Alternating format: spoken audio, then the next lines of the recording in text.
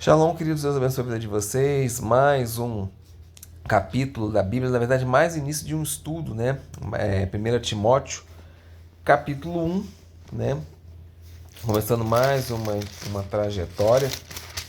E ele começa ali falando, né? Paulo, apóstolo do Messias Jesus, por ordem de Deus, nosso libertador, né? Ele cita essa palavra libertador, que se a gente fosse trazer para o hebraico seria Goel, né? Goel, El, né? El. Goel, ele é uma das formas da gente falar aí libertador, mas também pode ser traduzido como salvador, que seria Moshia, tá? Onde nós vemos isso dentro da cultura judaica. Por exemplo, nas bênçãos da Amidá, tá bom?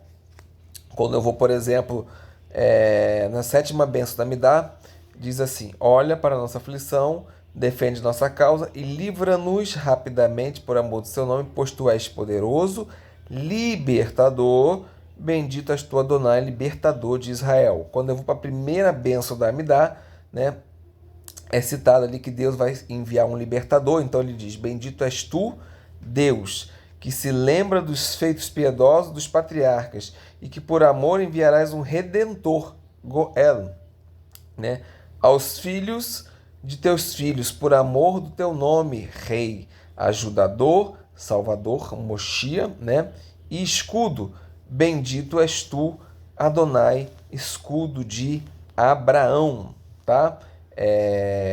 Bom, quando a gente pega ali essa forma de se referir a Deus, né?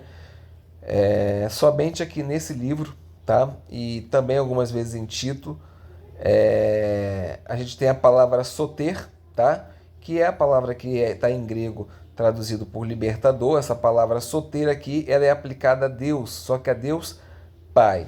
Durante todo o Novo Testamento, quando nós vemos a palavra soter, ela vai estar normalmente relacionada a Jesus Cristo, tá? Então, soter, goel, a mesma palavra, ou em grego ou em hebraico, tendo esse sentido, tá bom? Uma exceção aí é Lucas 1,47 e também ui, meu Deus, fugiu da minha cabeça, Tiago, tá? Bom, e aí ele fala que Paulo fala que quando ele estava partindo para Macedônia, né? E é algo interessante porque não tem o registro disso, tá? Em Atos não existe esse registro de Paulo fazendo essa visitação específica para Macedônia, depois de ter escrito aos Coríntios, tá?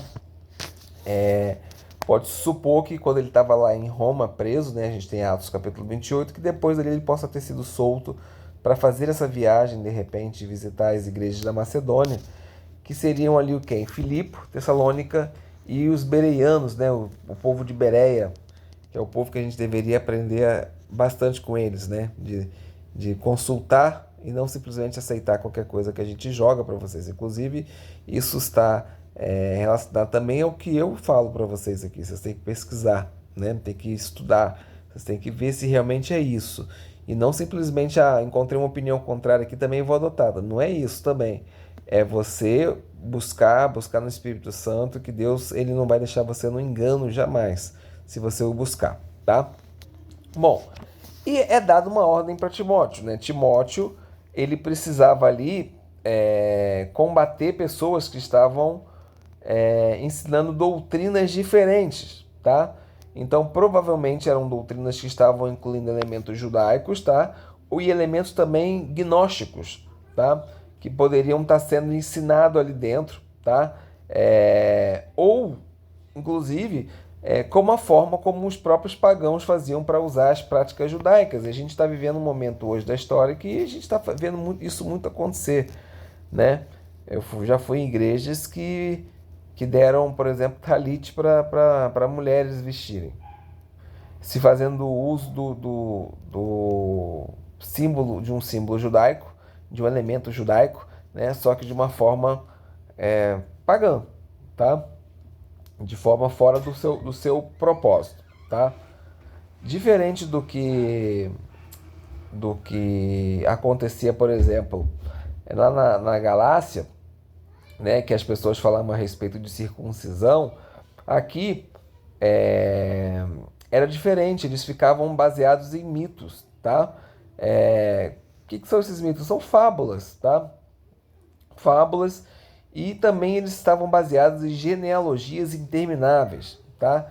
Então, assim, a gente não tem uma noção exata de como é que essa heresia realmente se desenvolvia ali, né? Não temos elementos históricos para isso, mas o que a gente sabe é que esses tipos de heresia conduziam a especulações acerca de coisas que não eram importantes, tá? E ao invés de eles estarem realizando a obra de Deus, né, e as coisas que a obra de Deus requer, eles estavam presos ali com informações inúteis, né? E sem manter a sua fé ali firme tanto em Deus quanto no nosso Senhor Jesus, tá? Então, em geral, genealogias intermináveis podem ser associadas a genealogias judaicas, tá bom? Um grande exemplo disso pode ser no livro de Jubileus, tá? Escrito aí por um fariseu 125 anos depois de Cristo. É um grande exemplo aí a respeito disso, tá?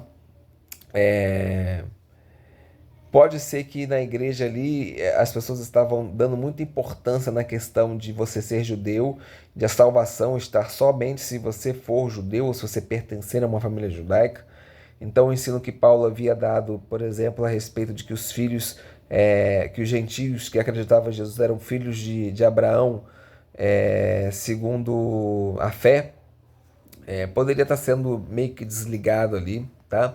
Nos dias de hoje a gente vê muito isso ainda, né? Eu sou judeu, eu sou isso, eu sou aquilo outro, como se isso tivesse uma importância muito grande a respeito de salvação, tá? A coisa que a gente pode receber de Deus mais importante é a sua misericórdia, a sua salvação, né? Deus pode nos dar bens, dons, ele pode nos dar muitas coisas, mas a coisa mais importante é a salvação. De que adianta ele te dar tudo e você não estar com ele no final, né? E quanto à salvação, não existe diferença nenhuma entre judeu e gentio, não existe, tá? Somos iguais, tá? Ambos pecadores e dependentes da graça de Deus, tanto judeus quanto gentios. E quando ele fala de mitos, né, fábulas, gente, os mitos e as fábulas modernas estão vagando aí hoje nas profecias do Apocalipse. As pessoas ficam inventando uma série de coisas e tentando fazer ligações entre as coisas que acontecem no mundo. Não, agora é assim, agora é assado. E ficam distorcendo muitas vezes as pregações e acabam perdendo o foco no que é importante. O que é importante? É o amor. O que é importante? É a fé. O que é importante? É a boa consciência, né?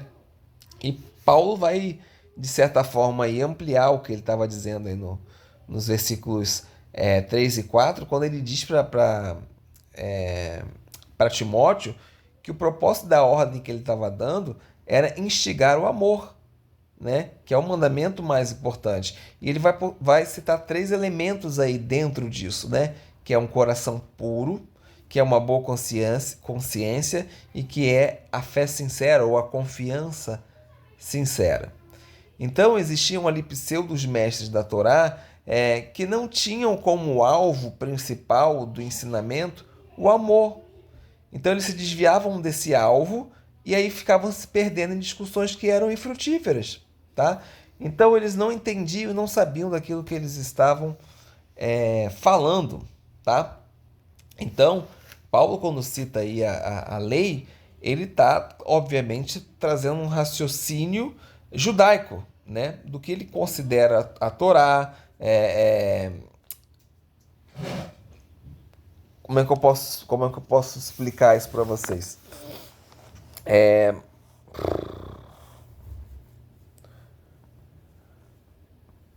Ele pega a Torá, quando ele cita a lei, ele pega a Torá e ele leva a um entendimento judaico mais amplo, tá? No sentido de que a Torá é o conselho de Deus, é o aconselhamento de Deus e é uma maneira que Deus tem de dar ordem para o mundo. de definir aquilo que é certo, de definir aquilo que é errado, tá? É mais ou menos isso que Paulo quer descrever quando ele está falando a respeito da Torá, né? E a Torá,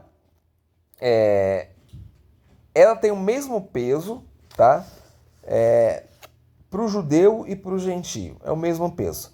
Só que você não pode cobrar que o gentio faça coisas que são relacionadas aos judeus. E você também não pode requerer o mesmo dos judeus. Então, cada um tem a sua importância. Por exemplo, qual é a parte importante da Torá hoje para os gentílicos de hoje? Atos capítulo 15, é o básico. Dali para frente, Moisés ensina todos os sábados nas sinagogas, né? O texto fica bem descrito, tá?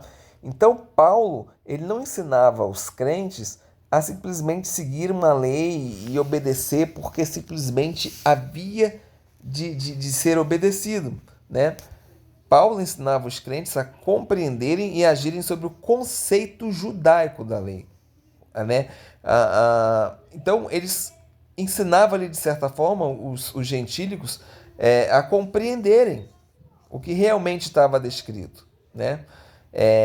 A compreenderem a noção judaica do que são os mandamentos, a entender a noção judaica de quem é o Messias, né? E hoje, muitas vezes a gente, na hora de ensinar, a gente faz ao contrário. Eu não tenho que ficar ensinando as pessoas a simplesmente obedecerem leis. Eu preciso ensinar elas a importância do amor.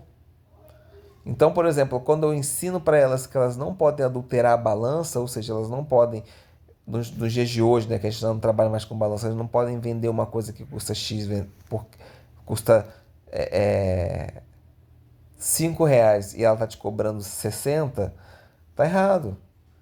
Tá errado, tá adulterando. Entendeu? Você não tá deixando de tirar o seu lucro. Você tem que ter o seu lucro, mas o seu lucro está exorbitante, está fora da realidade, você está se aproveitando, né? Quando eu ensino que isso é amor, que quando você faz isso você está deixando de amar a pessoa, aí sim a coisa faz sentido. Aí sim a coisa anda, tá?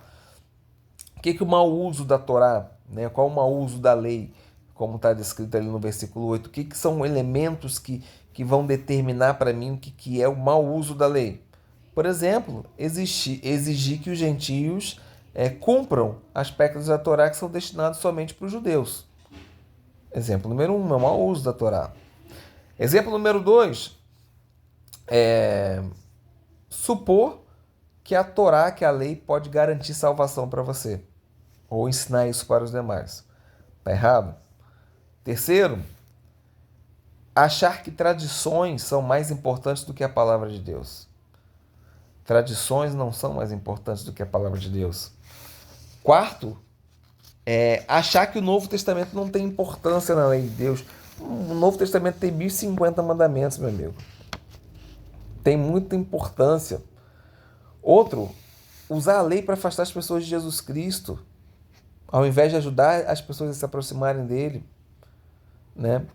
Usar a Torá como forma de vanglória, de se vangloriar, de se sentir especial, né? E perverter a Torá num sistema legalista, que é o que acontecia em muitos momentos aqui, tá bom? Quando a gente traz o uso apropriado da Torá, a gente pode, por exemplo, a edificação de uma noção de povo, né? A confiança em Jesus Cristo, né? Entendendo quem ele é, aquele que Moisés falou que viria depois dele, né? E também usá-la para ter uma vida santa, tá? Essas coisas são bem-vindas quanto em relação à Torá, tá? E no versículo 9, né, a maioria das traduções já está escrito que tendo em vista que não se promulga a lei para quem é justo, mas para transgressores, ou seja, a lei é só para os transgressores, não é para as pessoas justas. Aqui a gente tem um probleminha, tá, de entendimento, porque a palavra que Paulo está usando aí é dikaios, tá? Dikaios no grego vai ser traduzido como pessoa justa, tá? E essa pessoa justa não é simplesmente uma pessoa boa, tá? Mas é uma pessoa que se rendeu a Jesus Cristo. Então a lei ela não tem não foi dada para as pessoas justas, as pessoas que entenderam o seu pecado, aceitaram o seu pecado e se entregaram para Jesus Cristo, tá? Então não é simplesmente porque uma pessoa é boa que a lei não está para ela, tá? Se a gente vai, por exemplo, para Salmo 37, versículo 31 diz assim: a boca do justo profere sabedoria, a sua língua fala conforme a justiça, ela traz no coração a lei do seu Deus, né? Então aí o versículo fala de justiça e fala de sabedoria, né? Então, alguns aspectos da Torá são para pessoas que são justas também, tá? É claro que ela prescreve aí punição, condenação por conta de ofensas, né? Ela aponta o pecado, ela aponta a culpa, tá? Tudo isso diante de Deus, tá? Mas o objetivo é que as pessoas se rendam a Jesus Cristo, tá? Não é elas provarem o quanto elas são boas, tá?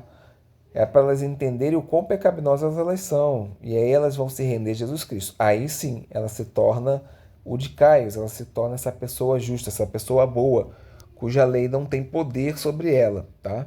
Então,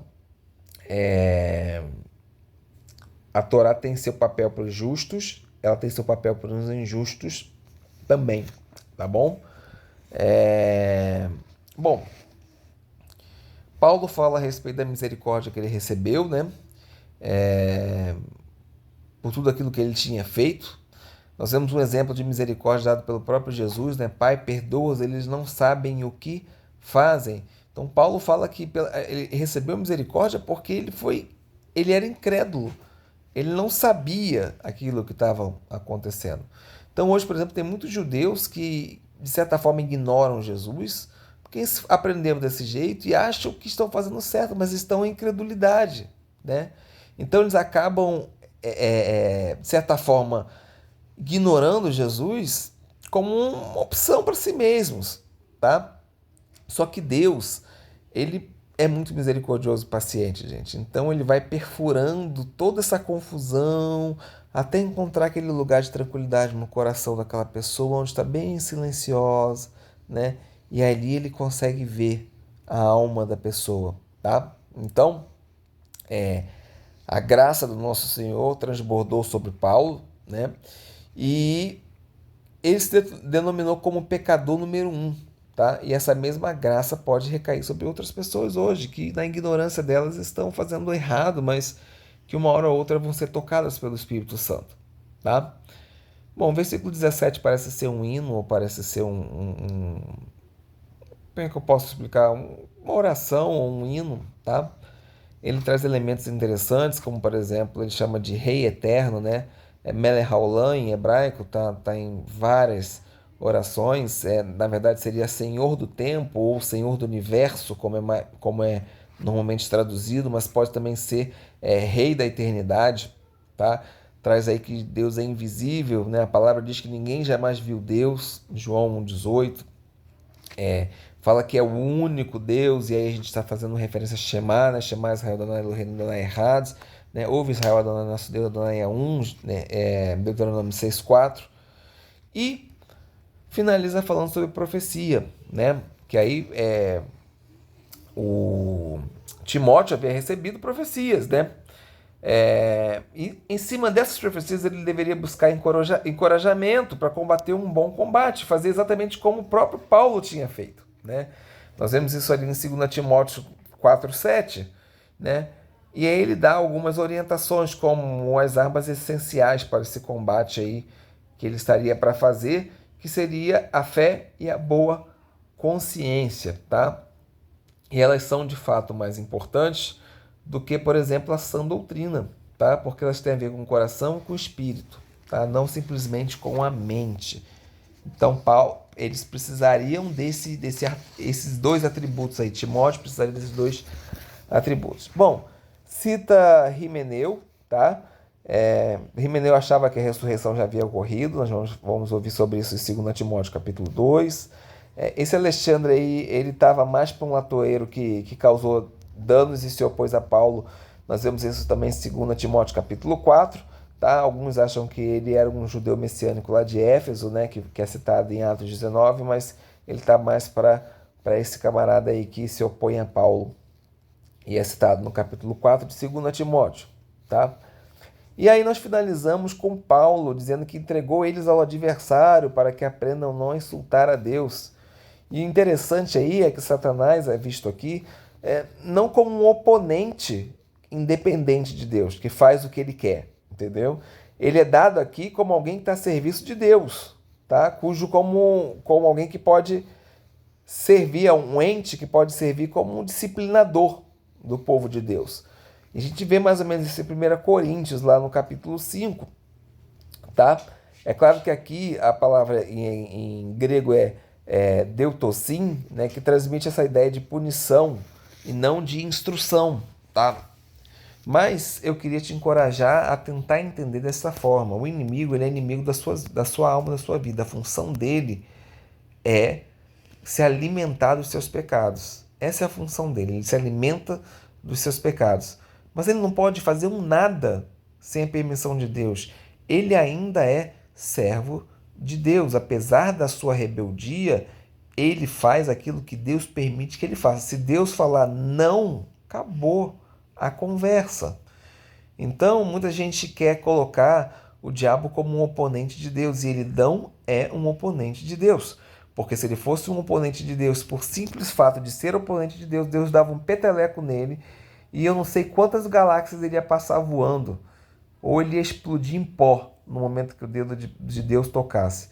As forças de Deus são insuperáveis. O inimigo não chega nem um trisco do que Deus é, gente. Então ele não pode se opor a Deus.